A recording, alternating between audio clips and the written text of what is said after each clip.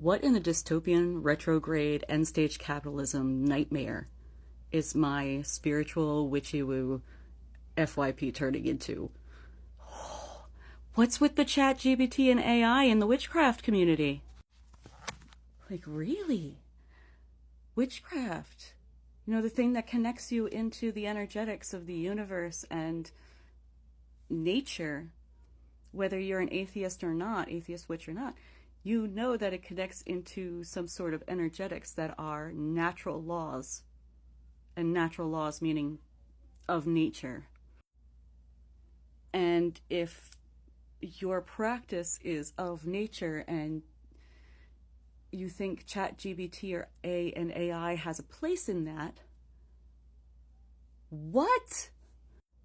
It has no soul.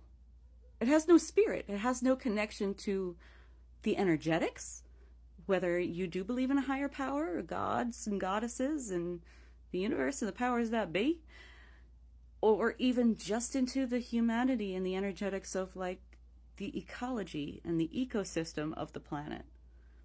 It was designed in a sterile, sealed container of computer programming. That's what it is. It's a program. And it collects data and then uses pattern recognition to regurgitate information and conclusions by the facts put into it. It doesn't take into account the nuance and discernment of the human psyche, of the, I guess they count psychological ones too, because people are using it for therapy, which in America makes sense because we have terrible mental health care. But for spiritual practices, you have a choice. And if you're making that choice to use it, stop it. No. Bad witch. And I'm not completely against AI either. I do believe it needs more regulation. It needs to be slower. It needs to not be the next minefield, basically, where we're going and we're trying to mine shit for extraction purposes to make as much money as fast as we can before we realize how catastrophically detrimental it is to the world. We should do it slow and sustainable and in a way that is for the betterment of all people and not just the few at the top. That being said, in spiritual practice and religions, I think that ChatGPT, AI, and that kind of thing needs to stay very far away for the aforementioned reasons of course, the energetics that is not there, no soul, no spirit. You're not working with anything, and it can lead to the slippery slope of mental health issues because of that. They're already having studies done on what using these AI tools are doing to our brains if we become reliant upon them. But if you're using it to create spells or to talk to your gods in a voice, they come back at you. I've also seen prophecy, ChatGPT prophecies. Like, that's just no, because if the prophecy alone is a little problematic, because as I said, not just ChatGPT, all AI was contained, and the original input was made by a certain group of people, and whether or not you know them personally, and even if you do know one or two personally, you don't know all of them. They don't necessarily have your best interests at heart. They may have had very monetized and very funded interests in how they designed it. And if you are inputting your own personal stuff, spiritual stuff, your gnosis into ChatGPT, into AI and all of these things, you're giving your possible enemies, the people who fear you, that want to hurt you, the fuel and the very way they can destroy you. Food for thought.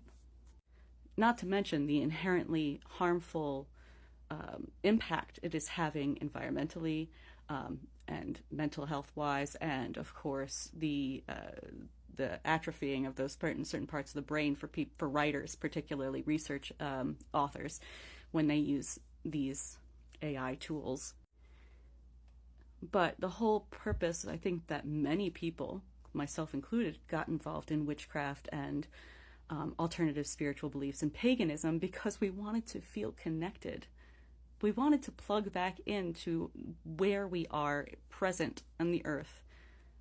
The nature of humanity to be part of the ecosystem and not dominating it. We're included within it in this web of life and energy and, giving us a way to take care of ourselves and others through manipulation of energy and not just the traditional way of like getting a 9-to-5 job and doing the thing. We broke away from that. And there's a portion of witch talk and people going right back into this trap.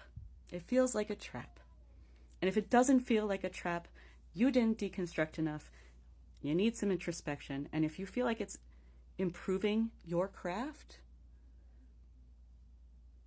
maybe you need to take a look at what your craft is.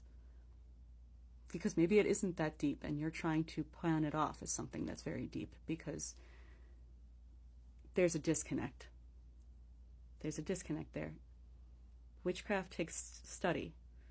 Spirituality can exist as something that benefits you as a casual thing. But I feel like a lot of people who come on here and speak as an authority try to say that it's more than that.